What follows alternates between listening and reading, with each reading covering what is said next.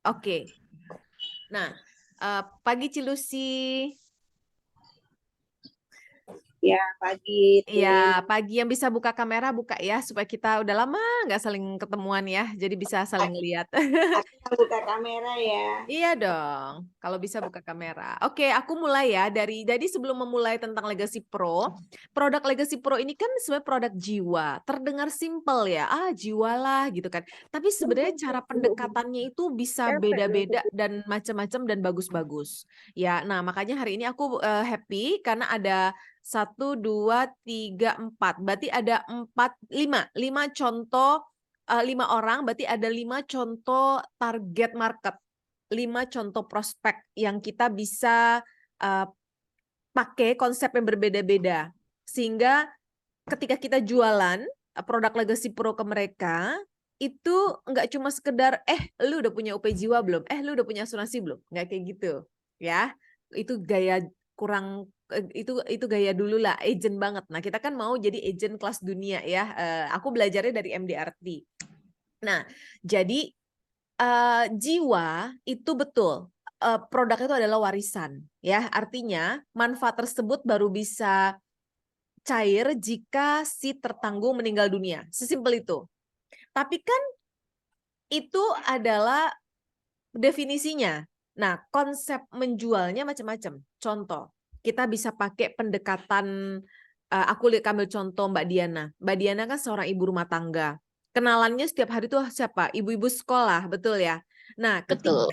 ketika kita lihat target market itu adalah ibu-ibu sekolah, kita bisa pakai konsep education continuity plan. Keren banget kan?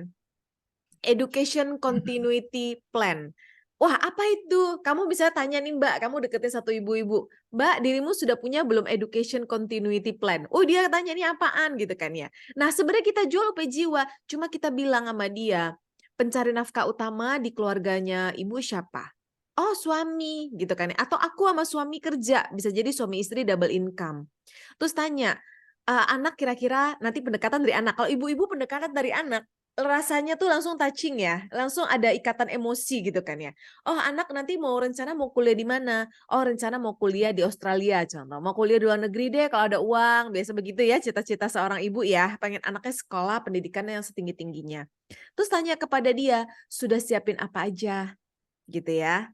Nah, dia akan jawab, "Oh sudah, kami sudah siapkan dana pendidikan tabungan, asuransi pendidikan," atau bahkan jawaban ekstrim, belum nyiapin apa-apa nih, itu baru cita-cita aja," gitu kan ya. Nah, tapi kami mau start nabung. Nah, mungkin itu jawabannya ya. Nah, Mbak Diana bisa bisa ngomong lagi. Nah, kan ada 2 kemungkinan nih ya, Pak, Bu, gitu kan ya, atau biasanya kita kalau ibu-ibu kan kita sis gitu kan. Kalau kita menabung untuk anak kita sekolah di Australia, Singapura contoh, itu 1 tahun 1 miliar, pasti. Saya juga ada survei. Setahun 1 miliar. Let's say 1 bulan kita nabung 5 juta.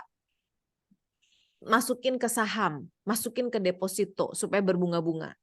Ya, 1 tahun 1 miliar. Kalau kita masih sehat dan produktif, itu pun setengah mati ngumpulin 1 miliar per tahun. Apalagi anaknya lebih dari 1. Betul nggak? Nah, sehat aja luar biasa kita berusaha. Betul? Nah, saya ada yang namanya education continuity plan. Bagaimana jika kondisinya sakit atau meninggal dunia? Gimana yang terjadi dengan rencana dan tujuan pendidikan anak-anak itu? Bubar nggak tuh? Oh, dia mesti mikir biasanya kan. Asuransi ya? Gitu kan biasanya kan? Enggak, bilang aja ini adalah education continuity plan. Di mana ketika ya pencari nafkah biasanya bapak atau ibu dalam kondisi cacat atau meninggal dunia sehingga enggak sanggup lagi menghasilkan uang yang ditabung untuk keperluan anak sekolah atau studi di luar negeri itu ya, maka akan cair sejumlah uang sehingga anak-anak itu tetap bisa melanjutkan pendidikan.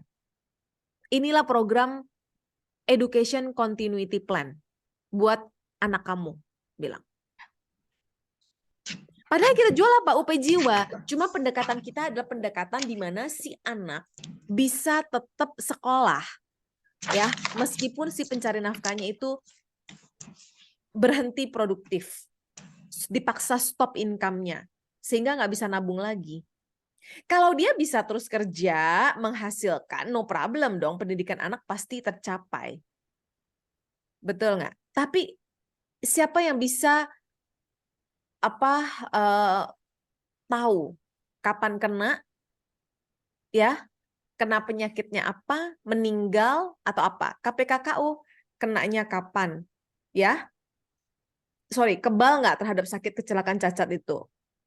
Tahu nggak kapan kenanya? Nggak ada yang tahu. Nah, makanya ini adalah education continuity plan. Bilang ya, kamu bisa, Bapak atau Ibu bisa pilih mau setor 5, 10, atau 15 tahun. Udah habis itu berhenti. Ya, 5, 10, 15 tahun nggak usah setor lagi. Beres tugas. Dan itu program akan terus aktif sampai Bapak Ibu berusia 100 tahun. Jadi misalnya anaknya sudah selesai nih kuliah, ya, misalnya dalam perjalanan menyiapkan dana terjadi resiko, ya, itu akan cair dan anak tetap bisa lanjutkan kuliah. Terus ternyata tidak apa-apa, oh puji Tuhan, sehat. Nah, udah, nanti pada saat meninggal masih bisa lanjutkan buat cucu. Kayak gitu. Ya, jadi itu adalah education continuity plan. Itu pendekatan untuk ibu-ibu ya, Mbak Diana ya. Nah, gimana dengan pebisnis? Bang Tober nih, Bang Tober ini hebat. Dia kerja di satu perusahaan ya, megang banget direksi-direksi contoh. Ya Bang Tober ya. Bang Tober bisa datang kepada pemilik perusahaan. Tawarkan kepada dia konsep business continuity plan. Karena dia pebisnis. Bahasanya sama, cuma kalau tadi targetnya adalah ibu-ibu supaya anaknya bisa lanjutkan sekolah, ya ini targetin kepada pebisnis, kasih tahu mereka gimana kalau bisnisnya itu harus dipaksa stop karena si owner atau orang-orang yang sangat berkepentingan, penting buat si perusahaan, mengalami resiko sakit kritis dan meninggal. Namanya business continuity plan. Produknya sama, yaitu apa? UP Jiwa. Sama persis. Tapi ketika kita nyanyiin kepada target market pebisnis, kita ganti konsepnya menjadi apa? Business continuity plan. Bahasanya sama. Pak, perusahaan Bapak bagus banget ya, omset kayaknya naik nih tahun ini. Oh, dia akan cerita ya. Orang kan senangnya kita tanya tentang diri mereka ya. Bapak akan menduduki posisi pentingnya di perusahaan ya. Bapak itu ibarat kata bertanggung jawab atas kelangsungan bisnis perusahaan ini dan kelangsungan hidup para karyawan-karyawan Bapak. Ada ratusan karyawan. Pak, jika situasi baik-baik saja, no problem ya, omset bisa jalan, mereka tetap bisa produktif. Tapi jika ada sebuah situasi di mana Bapak dan para pimpinan perusahaan ini mengalami resiko hidup, meninggal dunia, sakit kritis, ya, gimana nasib bisnis Bapak, karyawan-karyawan yang harus Bapak tanggung jawabin, yang harus Bapak hidupin. Kalau kondisi sehat mah nggak apa-apa gitu kan ya. Tapi ini nih para key man ya, atau orang-orang yang memegang perusahaan, posisi penting di perusahaan nih, yang membuat perusahaan ini bergerak, kalau terjadi resiko mereka gimana? Nah, saya ada program namanya Business Continuity Plan. Program ini menjamin jika ada resiko apa-apa sama Bapak, perusahaan tetap bisa jalan karena ada sejumlah uang tunai yang dicairkan. Udah, produknya sama. Tapi kita nggak bahas soal jiwa, enggak gitu ya. Iya, itu pendekatan kedua ya. Jadi pertama education continuity plan, yang kedua adalah apa? Business continuity plan. Yang ketiga, urusan orang kaya. Kita ke rumah orang, kita ketemu orang kaya high net worth, namanya high net worth, orang-orang yang level atas, yang kelas premium. Kita bisa bicara tentang perencanaan waris. Perencanaan waris yang seperti apa? Misal contoh, dia punya anak banyak. Apalagi maaf-maaf kata nih ya, yang punya istri kedua, yang nikah siri. Wah, itu sebenarnya ada pendekatan-pendekatan tertentu ya, orang nggak cerita lah ya kalau dia punya nikah siri atau apa, biasanya dia nggak cerita. Tapi kita bisa datang dengan konsep tentang perencanaan waris. Perencanaan waris itu seperti apa? Seperti ini kurang lebih teman-teman bahasa sederhananya ya. Misalnya Cece Kristiana punya 4 anak nih. Ya, anak 1, 2, 3, 4. Layaknya seorang, ya Bang Tobar nggak apa-apa. Yang penting dapat konsepnya ya Bang. Layaknya orang tua yang sewajarnya, biasanya kan pengen ninggalin warisan yang adil, yang fair buat keempat anaknya. Untuk mencegah apa? Mencegah terjadinya sengketa di antara saudara, perang saudara. Ya. Nah, Cek Kristiana punya 4 anak contoh. 1, 2, 3, 4. Idealnya dia perlu meninggalkan warisan buat 4 anak sama rata. Idealnya. Betul nggak Cek Kristiana? Iya, betul. Nah, kalau anak pertama dapat 2 miliar, anak pertama 200 juta, waduh. Itu nanti adik tuntut kakak, ya toh, atau adik tuntut mama. Banyak kejadian sekarang. Teman-teman bisa ambil contoh-contoh betapa ada anak yang menggugat ibunya, betul? Karena urusan warisan. Rumah Duka Heaven, tahu Rumah Duka Heaven ini sering dijadikan contoh sama Hendra Sensei kalau kita belajar tentang perencanaan waris. Rumah Duka Heaven di Pluit itu dulu namanya bukan Heaven. Dulu aku lupa, Rumah Duka Atma Jaya atau apa namanya. Kenapa berubah? Nah itu konflik di antara saudara dan orang tua. Sampai saya minta maaf kalau salah, ya, tapi kurang lebih ceritanya begitu. Ada anak menuntut orang tuanya, bahkan saya kurang tahu mamanya ujung-ujungnya di penjara apa enggak, saya nggak tahu ya. Tapi itu masuk koran, ya, karena pembagian harta yang tidak fair. Ngeri sekali ya. Gara-gara uang atau warisan, saudara bisa jadi musuh, teman bisa jadi musuh ya teman-teman ya. Ngeri. Nah, kita orang tua kan pengen memastikan warisan-warisan yang sudah kita miliki, yang kita rencanakan membuat anak-anak itu kan, 1, tidak dijual. Betul? Yang kedua, bisa diteruskan ke generasi di bawahnya dengan adil. Nah, misalnya Cece Kristiana punya 4 anak, 1, 2, 3, 4. Dia pengen idealnya tuh membagi rata ya. Contoh, biasanya orang tua kasih apa ke anak? Properti. Iya kan? Nah, kalau mau kasih properti ke 4 anak, Cek Kristiana mesti punya 4 properti. Udah punya belum 4 properti, Cek Kristiana? 4 rumah atau 4 apartemen? Belum. Kalau mau diusahakan pun mahal ya. Misalnya contoh mau kasih 4 apartemen 4 miliar, 1 miliar, 1 miliar. DP 30%. 30% kali 4 miliar, 1,2 miliar cash harus standby untuk nge-DP. Nyedia 1,2 miliar aja setengah mati, betul nggak? Udah ready belum 1,2 miliar untuk beli apartemen? Belum. Habis, kalaupun ready, mesti nyicil, betul nggak? Sebulan cicilan bisa 20 juta, 25 juta. Akhirnya ujung-ujung, aduh gila nggak usah nyediain deh buat anak-anak, ngapain? Ujung-ujung gitu kan. Tapi kan kita kepengen. Nah, produk kontrak uang pertanggungan bisa dipakai untuk perencanaan waris. Ya, Cek Kristiana mungkin saat ini punya rumah, harga 3 miliar contoh. 1 biji, tapi anak 4. Kan gimana cara membagi rumah 1 kepada 4 anak? Taruhlah rumahnya besar gitu kan ya. 4 anak menikah, masa iya 4-4 masuk ke rumah? Wah, rusuh gitu kan.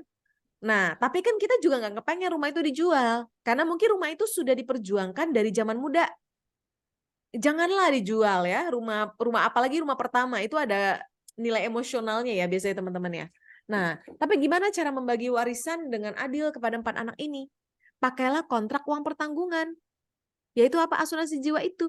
Karena dengan kontrak uang pertanggungan, kita nggak bilang asuransi jiwa ya, karena dengan kontrak uang pertanggungan, Cek Kristiana bisa menunjuk ahli waris secara adil kepada 4 anak itu.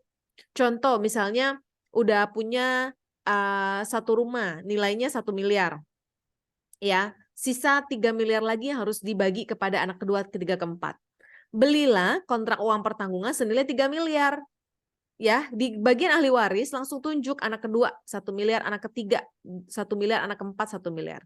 Beres. 4 anak punya waris ya yang setara. Jadi asuransi jiwa juga bisa sebagai apa? Perencana waris.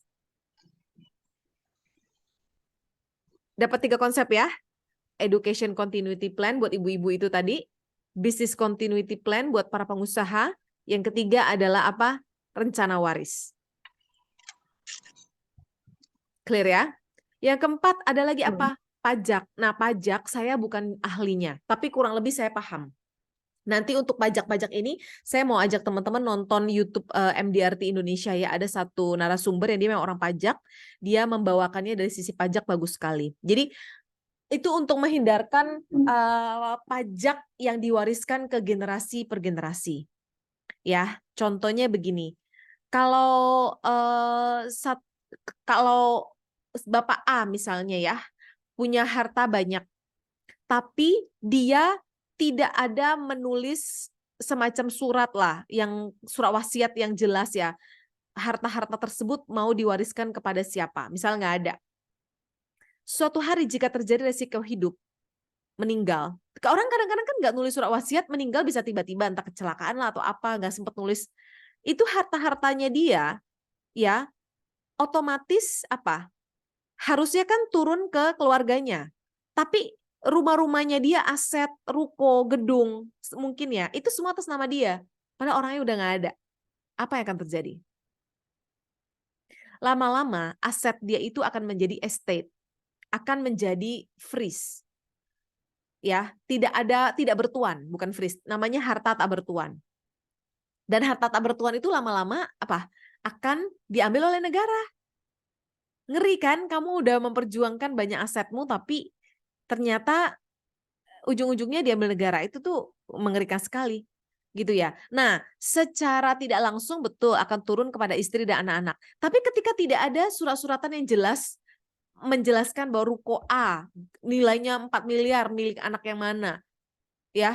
Gedung B nilainya 100 miliar milik anak yang mana. Rumah C di Pondok Indah nilai 10 miliar milik anak yang mana. Perang saudara nggak sih itu? Perang saudara. Terus, oh ya biar netral kita jual aja semua deh. Ya atas nama papa ini jual semua. Jadi biar bagi aja uang cash kepada anak-anak. Taruhlah anak-anak kaya gitu kan. Untuk jual, ya itu harus bayar pajak. Pajak notaris, BPHTB, pajak banyak sekali, pajak bea ganti nama. Kalau asetnya 100 miliar teman-teman, 5% dari 100 miliar itu udah berapa? 50 miliar. Kamu mesti ngeluarin uang 50 miliar dulu untuk biaya-biaya sebelum itu harta dijual.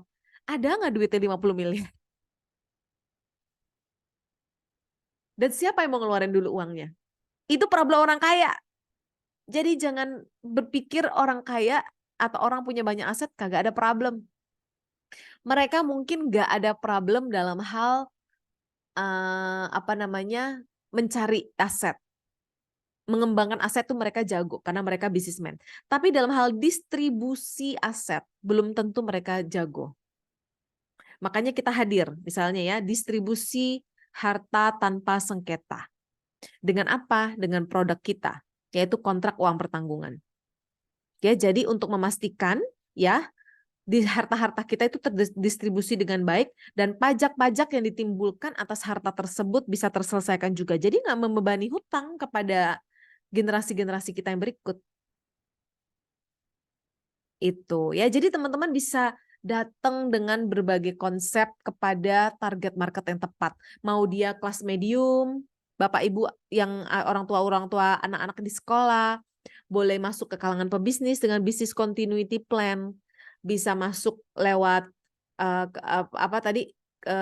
rencana waris buat ibu dan bapak yang sudah punya anak-anak, bisa masuk lewat rencana pajak ya rencana waris gitu ya, terus tentang perpajakan kepada orang-orang yang kaya yang punya aset banyak. Itulah produk kita, Legacy Pro. Nah, kayak apa produknya?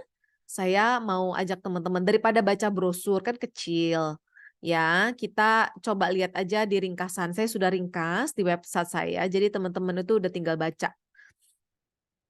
Sebentar. Ini saya lagi share screen, kelihatan kah? Kelihatan? Halo, kelihatan kah? Mbak Diana, kelihatan nggak? Kelihatan. Kelihatan ya. Oke, teman-teman ke perlindungankeluargaku.com. Lalu ini ada 3 pelindungan utama keluarga, ada asuransi jiwa dan kesehatan, klik di sini. Nah, ada asuransi jiwa kesehatan ya. Di sini aku udah kelompokkan dengan rapi ya, jiwa sakit kritis tradisional, kecelakaan dan rawat inap segala macam. Nah, teman-teman boleh pilih fokus kepada yang saya tulis recommended ini aja. Ya, kita ambil yang legacy pro tradisional aja. Nah, jadi ringkasan produknya ada di sini. Ya, Legacy Pro adalah produk asuransi jiwa, diluncurkan juga baru. Nah, ini ya, jika pencari nafkah meninggal dunia akan berdampak pada keluarga yang ditinggalkan, yaitu apa? Hilangnya pendapatan untuk biaya hidup, tabungan dan aset terpakai, rencana keuangan masa depan batal gitu ya. Nah, kita lihat seperti apa sih cara, pendek sekali, ini produk sangat sederhana, jadi nggak banyak-banyak kok produk knowledge yang perlu dipahaminya ya. Nah, manfaatnya itu adalah meninggal dunia 100% uang pertanggungan dasar jika tertanggung meninggal dunia. Jadi baru bisa diklaim jika meninggal, titik, udah gitu aja. Ya, simple banget. Jadi kita sebagai agent juga sibuknya cuma 1 kali. Gitu kan ya, pada saat meninggal aja nasabahnya baru diurus gitu. Nah, tapi ada kekuatan-kekuatan dan kelebihannya dibandingkan produk tetangga. Ya, nggak cuma sekedar meninggal cair. Kita itu memiliki booster ya. Ada booster uang pertanggungan pada saat tertanggung mencapai usia 75 tahun berupa peningkatan uang pertanggungan untuk asuransi dasar itu sebesar 50%.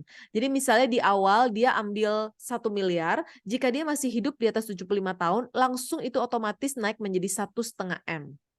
Di tetangga nggak ada, di tetangga malah ada yang umur 75 tahun udah nggak berlaku lagi. Di kita masih hidup di atas 75 tahun nambah 50%. Tapi ada syaratnya. Syaratnya nanti aku bahas di bawah. Ya. Nah, di dalamnya sudah termasuk manfaat pembebasan premi jika terdiagnosa 1 dari 77 kondisi penyakit kritis. Bagusnya amit-amit jika dia kena sakit kritis, itu premi langsung stop bayar alias akan bayarin. Misalnya dia pilih masa setor 5 tahun. Setelah 2 tahun bayar, kena sakit kritis, kena kanker. Berarti sisa 3 tahun kemungkinan dia nggak bisa bayar lagi karena udah kena sakit. Betul? Nah, Allianz yang bayarkan 3 tahunnya. Dan polisnya tetap berlaku sampai 100 tahun. Keren ya? Nah, ketentuan umumnya seperti ini adalah tradisional. Maksudnya tradisional apa? Tidak ada uang tunai, tidak ada nilai tunai. Kecuali polis tersebut misal ditebus ya di tahun kesekian karena dia nggak sanggup bayar lagi, maka itu bisa dicairkan nilai tunai tapi nggak banyak. Oke, masa asuransinya hingga tertanggung mencapai 100 tahun. Usia masuknya untuk pembayaran premi 5 atau 10 tahun itu 1 bulan sampai 70 tahun masuknya. Ya, jadi jangan kalau ada yang nanya di atas 70 tahun masih bisa masuk nggak? Nggak bisa, maksimum 70 tahun. Nah, tapi untuk pembayaran premi 15 tahun, usia masuk tertanggung mulai dari 1 bulan sampai 59 tahun. Ya iyalah ya, kalau dia udah umur 60 tahun udah nggak bisa lagi ngambil 15 tahun. Cuma bisanya 10 tahun. Ya. Nah, bisa pilih mau 5, 10, atau 15 tahun. Oke, lalu premi itu besarnya tetap tidak berubah-ubah, tidak naik-naik. Pokoknya selama 5, 10, atau 15 tahun itu sama terus. Antara pria dan wanita yang berbeda dan tidak ada ketentuan minimum. Ya, jadi pokoknya tinggal masukin aja UP-nya berapa, minimum 200 juta ya, by system 200 juta, jreng langsung muncul tuh angka premi. Oke. Nah, potongan premi untuk uang pertanggungan yang besar. Nah, ini semakin besar, semakin mantap potongan preminya. Ya, tapi teman-teman abaikan saja ini, langsung masuk ke Discover-nya aja nanti ya di iPad ya, biar langsung terlihat preminya. Nah, pembayaran bisa bulanan, kuartalan, semesteran, dan tahunan. Tahunan lebih murah tentunya, diskon 2 bulan. Saya suka jual yang tahunan, duitnya gede gitu kan ya. Langsung gabrukan, komisi gede gitu kan. Nah, nasabah juga nggak pusing ya, langsung bayar setahun, nasabah juga untung. Karena dia dapat apa? Diskon 2 bulan. Selama periode bayar tersebut. Jadi kalau dia pilih masa bayar 15 tahun ya dia akan dapat diskon 2 bulan selama 15 tahun tersebut. Tidak ada cuti premi karena ini produk tradisional. Minimum uang pertanggungan 200 juta, maksimum tidak ada, tapi untuk anak hingga 17 tahun itu maksimum 3M. Oke, Lalu pemeriksaan kesehatan tidak diperlukan ya jika tidak ada riwayat. Pemulihan polis dan sebagainya dan sebagainya. Ya, nah ini standar lah. Nah, ini ketentuan booster teman-teman. Ketentuan booster itu gimana? Nah, jika dia masih hidup di atas 75 tahun, maka uang pertanggungan otomatis bertambah 50%. Tapi ada ketentuan, yaitu satu, dari sejak awal, si pemegang polis pilih pembayaran premi dengan cara pendebetan otomatis melalui kartu kredit atau rekening tabungan. Jadi, paksakan nasabahnya itu auto debit. Oke, lalu pilih e-policy. Jangan polis buku. E-policy. Lebih enak lah e-policy ya teman-teman ya. Nggak perlu cetak-cetak, nggak perlu kirim-kirim gitu kan ya. Nah, korespondensi juga melalui email. Terus, jika pemegang polis telah memilih cara pembayaran premi dengan auto debit, tidak melakukan perubahan atas pembayaran tersebut menjadi cash atau dan sebaliknya. Kalau perubahan kartu kredit boleh. Wajar ya, karena kartu kredit bisa expired gitu ya. Nah, terus premi yang dibayarkan tidak pernah melewati grace period, jadi harus bayar teratur. Ya, dan tidak pernah melakukan perubahan manfaat polis atau reduce paid UP-nya. Nah, jika gagal memenuhi kriteria di atas, booster berlaku nggak? Berlaku, tapi cuma 25% saja. Oke, nah ini tabel premi versus usia saya sudah bikin, ini untuk yang 1 miliar, di grup juga udah saya bikin yang per usia bahkan, dari 0, 1, 2, 3, dan seterusnya. Kalau ini selisih, ini per 5 tahun, biar nggak kepanjangan ya. Nah, seperti ini teman-teman. Oke, sampai sini ada pertanyaan sebelum aku masuk ke iPad Discover? Silakan, ada pertanyaan? Atau ada insight dulu, jadi sudah mulai dapat bayangan ya tentang konsepnya. Jadi nggak melulu, bro, lu udah punya UP Jiwa belum? Sis, lu udah ambil asuransi jiwa belum untuk anak keluarga lu? Jangan kayak gitu lagi, ya itu cara jual agent baru. Kita kan agent-agent yang sudah belajar banyak, apalagi saya ada di MDRT ya, jadi belajar banyak tentang konsep-konsep MDRT. Ya, jadi teman-teman bisa pendekatan sekali lagi buat yang baru masuk ya, Sadik baru masuk ya, pendekatan dari sisi apa? Business continuity plan buat para businessman. Para orang tua sekolah ya, bisa masuk ke education continuity plan. Buat para kelas kakap yang punya aset banyak, orang kaya, bisa masuk ke pendekatan perencana waris atau pajak waris. Gitu ya. Nah, sekarang kita bikin. Ada yang mau bertanya dulu sebelumnya? Mbak Diana clear, Mbak? Dapat ini insight? Ya, Dapat insight ya? Kira-kira Oke. kalau ketemu siapa gitu di sekolah udah tahu mau ngomongin apa? Mau ngomonginnya gimana? dapat sih, cuman ntar dilihat lagi dah kemampuan keuangan mereka juga kan. Betul, betul. Kemampuan oh, betul. Nanti ini kita sesuaikan ya. Ci, kalau pendekatan ke ibu-ibu sekolah gimana? Oh, kamu tadi masuknya telat ya. Pendekatan ibu-ibu sekolah seperti tadi baru saya ceritakan. Pendekatan ibu, saya ulangi sedikit ya teman-teman ya. Pendekatan ibu-ibu sekolah adalah kamu bisa pakai konsep yang namanya adalah education continuity plan. Ya, jualannya tetap sama UP Jiwa, tapi kita jualnya itu pakai konsep. Jadi menembak market yang berbeda-beda dengan konsep berbeda pula. Nah, kita kalau datang ke ibu-ibu sekolah, misalnya kita ke Tante Ventimu deh. Tante Venti udah punya UP Jiwa belum? Udah, pasti dia jawab udah. Dia udah punya lah ya dari zaman dulu mungkin yang cuma 100 juta, 50 juta, atau bahkan berapa, 200 juta. Dan ngambilnya pun ya tergantung budget atau nggak enak sama agent gitu. Tapi kita bisa masuk lewat apa? Education continuity plan. Caranya gini, Sadik. Kamu datang. Tante Venti bilang gitu ya. Tante, anaknya kira-kira mau dikuliahin di mana? Dia bilang misalnya contoh di UI. Wah, mengikuti jejak mama ya, di UI. UI aja udah mahal ya sekarang ya. Atau ya kebanyakan orang tua yang idealis ya, biasa kan keinginan kita adalah anak kuliah di luar negeri. Oh, aku pengen anak kuliah di Australia. Oh, berapa sih budgetnya kalau kuliah di Australia? Kita kepo-kepo dikit gitu ya, tanpa bermaksud menggurui dia. Bisa 1 miliar loh. Iya, kalau Australia 1 miliar setahun. Siapin deh itu satu anak ya. Kalau 2 anak ya 2 miliar setahun. Biasa kuliah kan selesai 3 atau 4 tahun. Jadi siapin aja 3 atau 4 miliar. Nah, kira-kira gimana cara Tante Fenty menyiapkan dana tersebut? Macam-macam ya jawabannya. Ada yang bilang ya kerja nabung, ada yang masukin ke reksadana, saham, segala macam. Nah, tak bilang sama dia, dalam kondisi produktif, no problem ya. Dalam kondisi produktif aja bisa problem juga sih. Ya, misal contoh gaji pencari nafkah tidak seimbang. Tapi kalau dia sudah punya rencana untuk pendidikan di Australia ya dia pasti menyesuaikan dengan kondisi keuangan dia lah ya. Maksudnya kalau gaji pas-pasan ya mungkin dia mesti pakai cara lain lah, entah kuliahnya di dalam negeri gitu ya. Tapi kalau orang sudah punya rencana kuliah di luar negeri ya pasti dia sudah punya rencana persiapan atau sudah menyiapkan.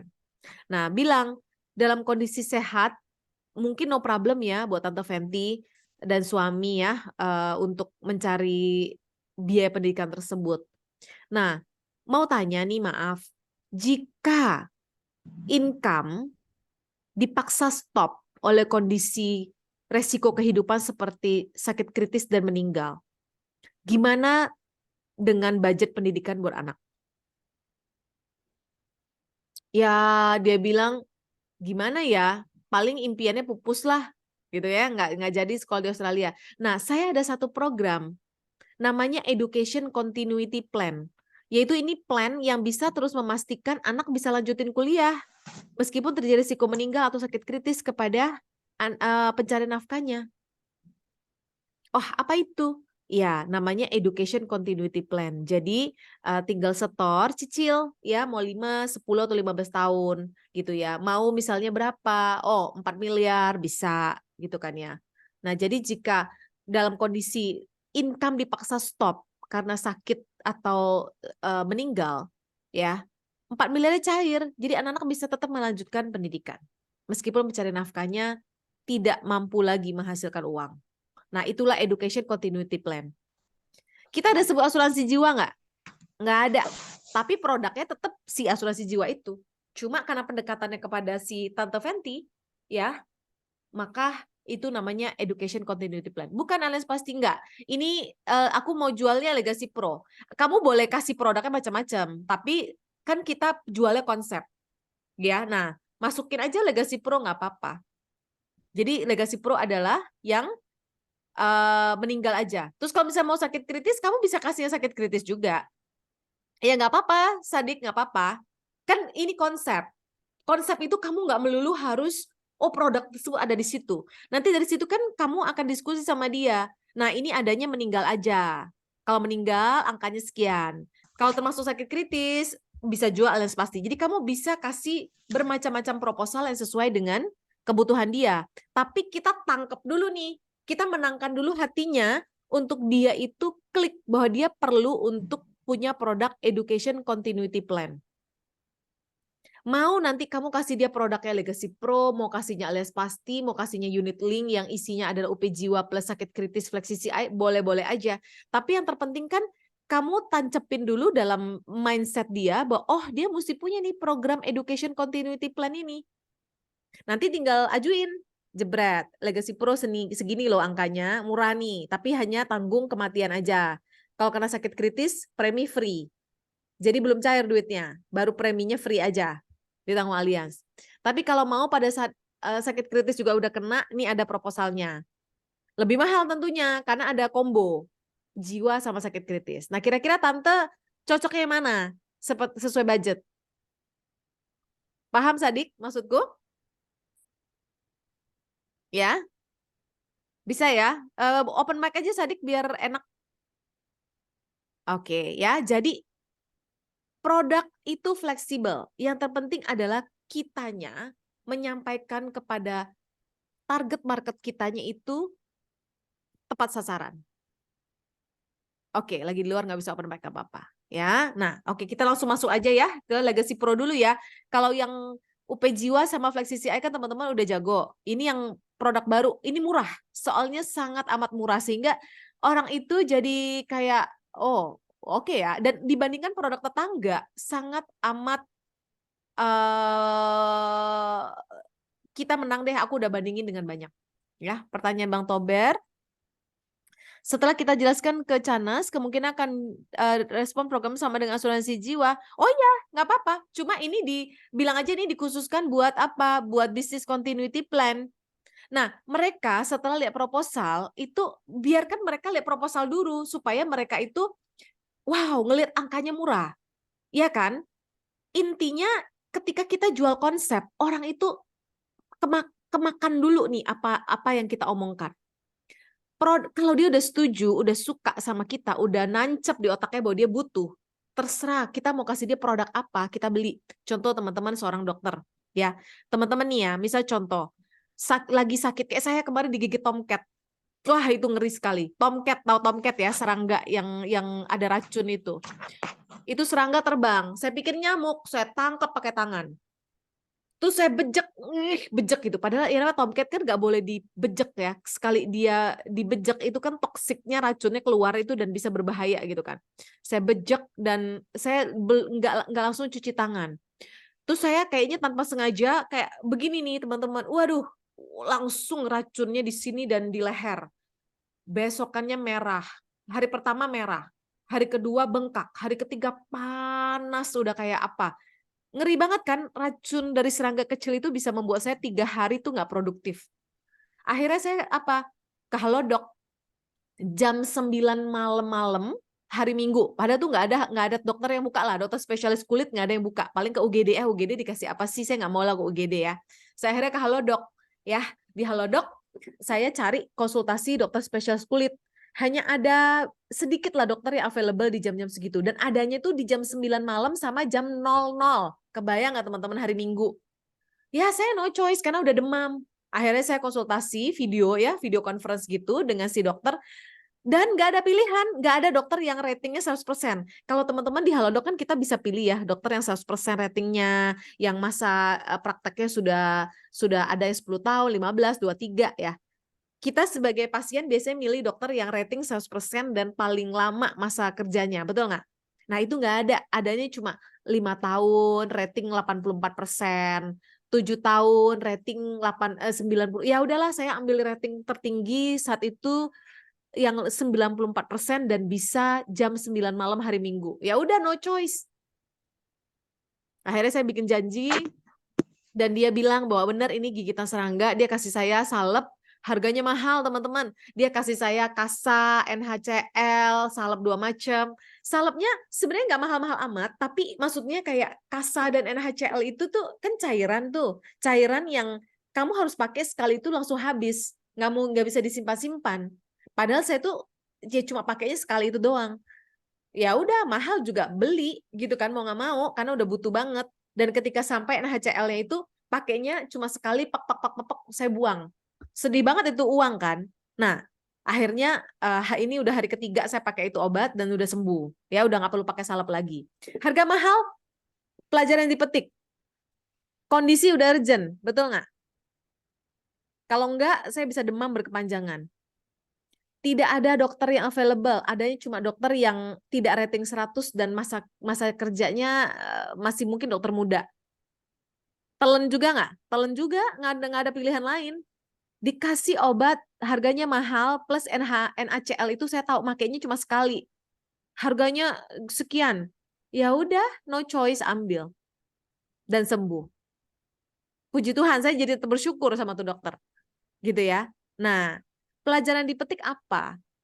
Kita itu ketika sudah butuh, sudah termakan konsepnya, nggak peduli apa yang disodorkan, obatnya apa, kita beli, Bang Tober.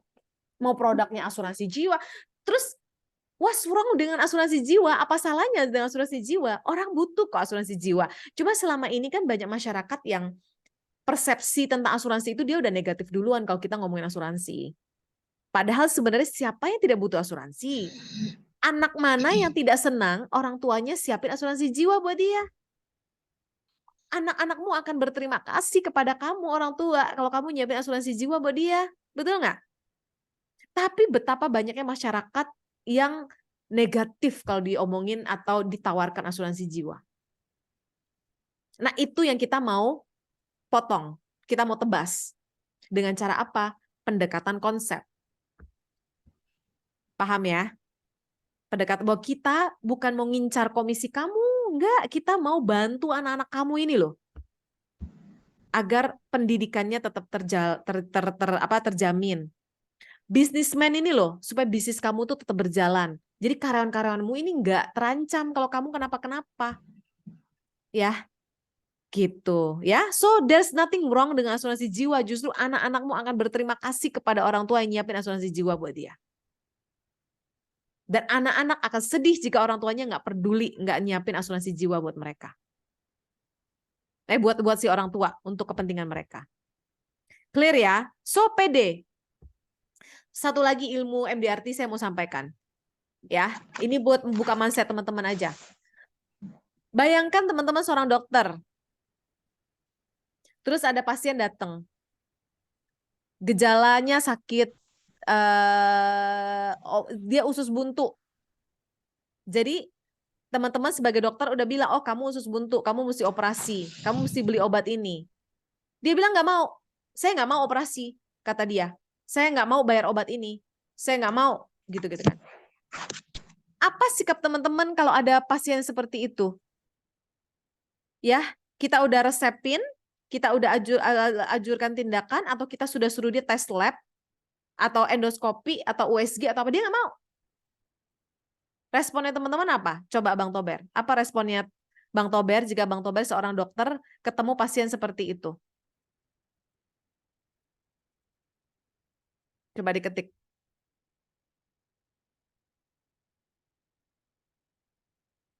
Ya, apa responnya?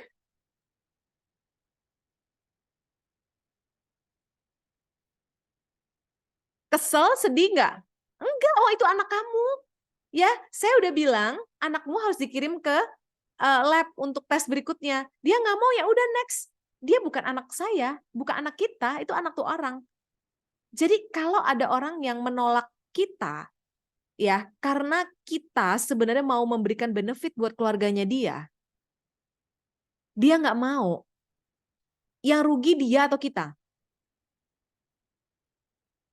Nah, yang rugi dia atau kita? Yang rugi dia, bukan kita. Next, kita mau ada pasien berikut, silakan. Yang mau aja, betul nggak? Nggak ada ruginya buat kita. Jadi apa yang dimaksud di sini adalah kita harus move on, teman-teman. Ditolak si A, si B, si C, it's okay, move on. Yang harusnya sedih itu adalah anak-anakmu itu, pasanganmu itu, karena kamu menolak program yang bagus ini. Ya, jadi move on, bukan salah kita dan tidak impact kepada kita. Oke? Nah, kasihan orang yang nolak, setuju. Kasih orang yang nolak itu ruginya di mereka, bukan rugi di kita. Kita next ya, that's why pikiran kita dan semangat kita ini yang harus terus positif supaya terus maju ya. Jadi nggak ada hal-hal yang mengganggu kita lah, gitu ya. Nah, sekarang aku akan coba kita ambil Bang Tober deh. Bang, tanggal lahir berapa? Oh, kita ambil yang ini aja ya, dimulai dari Mbak Diana dulu aja. Diana Sugiarta. Tanggal lahir tanggal berapa, Mbak? Mbak Diana, tanggal lahir?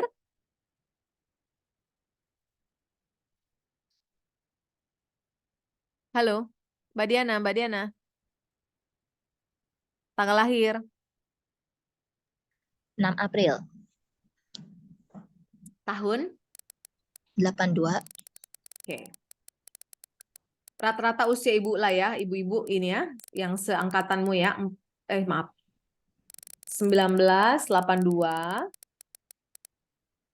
6 April. Wanita, kawin, bukan perokok, pekerjaan, agen asuransi, WNI. Nah, ini yang perlu diisi ya teman-teman ya, yang wajib ya. Semua yang tanda-tanda bintang ini wajib diisi plus WNI. Sisanya nggak usah. Simpan, klik Diana Sugiarta. Gampang sekali bikin proposal. Pilih Legacy Pro IDR. Ada USD, tapi nggak usah kita nggak bahas yang USD ya, IDR aja dulu ya. Isi pemegang polisnya, hubungan dengan tertanggung, isi tertanggung, pembayar preminya isi tertanggung. Oke, nah langsung ke rencana masa bayar premi. Ini kan ada 5, pilihannya ada 5, 10, 15. Kita pilih yang 5 dulu deh, yang paling pendek jangka waktunya. Ini set aja di tahunan supaya lebih murah. Ya, nanti kalau dia nggak sanggup tahunan, baru bulanan, nggak apa-apa. Tapi kita udah kasih tahu dulu nih, yang tahunan itu lebih murah. Nah, minimum uang pertanggungan 200 juta.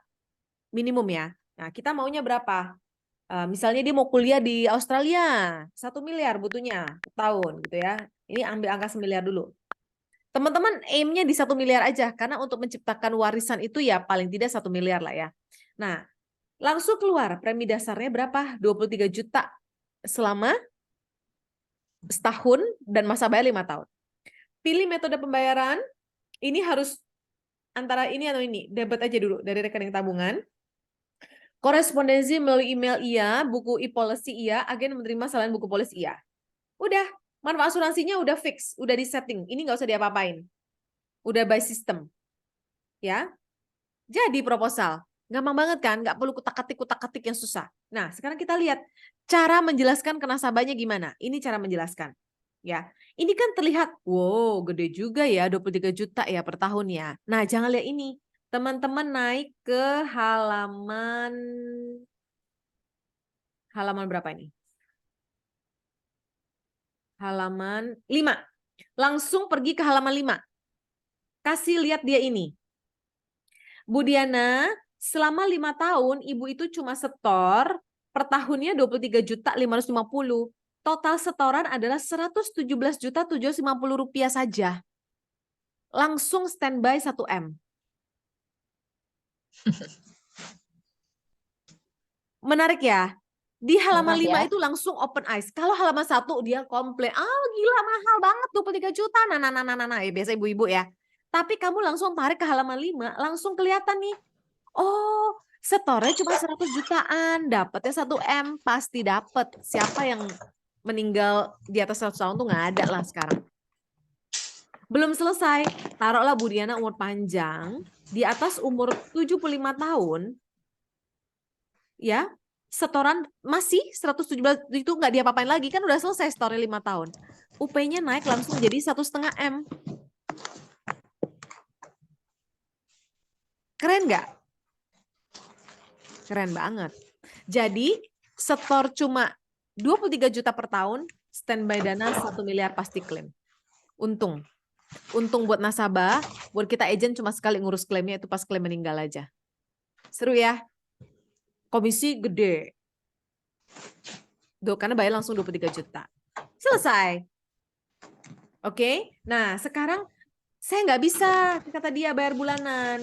Bayar tahunan. Oh nggak apa-apa, bisa bulanan. Teman-teman ganti. Bulanan. Per bulannya 2,3 juta. Sayang kan, kalau bayar tahunan tadi udah irit 2,3 juta kali 2, 5 juta, udah 4,6 juta iritnya. Ya udah, kalau gitu tahunan, tapi ininya dipanjangin, let's say 15 tahun. Nah, 15 tahun cuma berapa? 11.410. Biasanya orang ada uang lah, kalau 11 jutaan ya. Nah, langsung tarik lagi ke halaman 5. Setorannya cuma 171 juta, tetap dapat 1 M. Kalau tadi kan setoran tahunan 5 tahun itu 117 juta. Kalau jadi 15 tahun jadi 171 juta, beda sekitar 60 juta. Dapatnya 1 M. Tetap untung. Jadi boleh pilih. Mbak, katanya 11 juta nggak ada duit. Wes, ganti bulanan dah. Jreng. 1 juta? 1 juta doang kok sebulan. Coba lihat. Ya. Cuma angka total store lebih besar, yaitu berapa? 200 jutaan. Tetap dapat 1 M, masih untung juga. Jadi mau nggak ada duit dari mana? Pasti ada duit lah. Ya, hanya dengan 1,1 juta per bulan dapat 1 miliar. Masa setor 15 tahun titik. Nggak panjang, nggak seumur hidup. Oke teman-teman, murah ya? Gampang ya?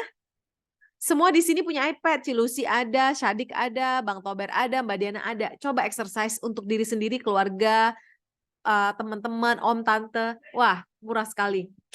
Apalagi yang umurnya di atas 30 tahun yang kayak marketnya Syadik tuh, murah banget. 35 sampai 40 tahun juga masih murah. Gitu. Sip, udah itu aja. Sudah selesai? Ada pertanyaan teman-teman? Ada pertanyaan? Boleh di chat, boleh open mic, ya. Jadi ini ya, jadi apa istilahnya confident ya dan ready ya jual Legacy Pro dengan konsep tadi ya. Tinggal ini aja, tinggal action. Oke? Saya sudah selesai, ada pertanyaan? Mau dong konsepnya selain yang education continuity, nanti ini aku rekam, kamu nonton lagi ya. Ada education continuity plan, ada business continuity plan, ada rencana waris. 3 itu yang aku favorit biasanya. Setelah masa 5 tahun, no, ini kan produk jiwa. Jiwa itu kapan cairnya? Ya cairnya ketika terjadi resiko meninggal. Setelah 5 tahun, nggak usah bayar lagi, Bang. Itu polisnya berlaku sampai 100 tahun. Kalau meninggal ya ini, meninggal ya cair. Jadi kekuatan produk ini intinya gini, Bang. Ini kan tradisional, tidak ada nilai tunai. Artinya apa? Kita membayar, kita setor sejumlah uang dalam periode waktu tertentu yang sudah kita pilih. Habis itu udah kita biarkan itu polis yang akan bekerja. Sampai kita usia 100 tahun. Nggak perlu setor apa-apa lagi. Gitu. Ya. Tidak ada nilai tunai. Uang pertanggungan hanya cair ketika nasabah meninggal dunia. Ya. Yang 75 tahun itu adalah booster. Jika si nasabah masih hidup di atas 75 tahun, UP jiwanya naik otomatis 50%. Jadi yang awalnya beli 1M, di usia 75 dia masih hidup, itu jadi 1,5 miliar. Tanpa penambahan premi. Itu adalah kekuatan yang kita bisa pakai untuk mengalahkan produk tetangga. Tetangga kan enggak. Ada tetangga yang produknya itu covernya cuma sampai 80 tahun, 75 tahun. Habis itu kalau nggak meninggal ya udah nggak dapat apa-apa. Nah, kok kita malah nambah UP jiwanya. Itu loh maksudnya booster ya. Kekuatan kita. Dan kita jika ini sudah include penyakit kritis. Jadi jika terjadi penyakit kritis, preminya langsung free, dibayarin Allianz. Dan di tetangga nggak ada. Kayaknya cuma kita doang yang seperti itu. Aku udah coba bandingkan dengan beberapa produk tetangga ya. Clear ya? Mantap ya. Oke, ini ada rekamannya, nanti aku kasih. Cuma enaknya sesi live kan ada pertanyaan dari kalian. Jadi pertanyaan-pertanyaan ini akan membantu memperkaya pengetahuan kita karena kita akhirnya jadi ngebahas gitu ya. Oke. Sip, sudah jam 10 lewat 10 ya. Aku ada Zoom berikut. Thank you ya. Teman-teman sudah partisipasi di sesi kali ini.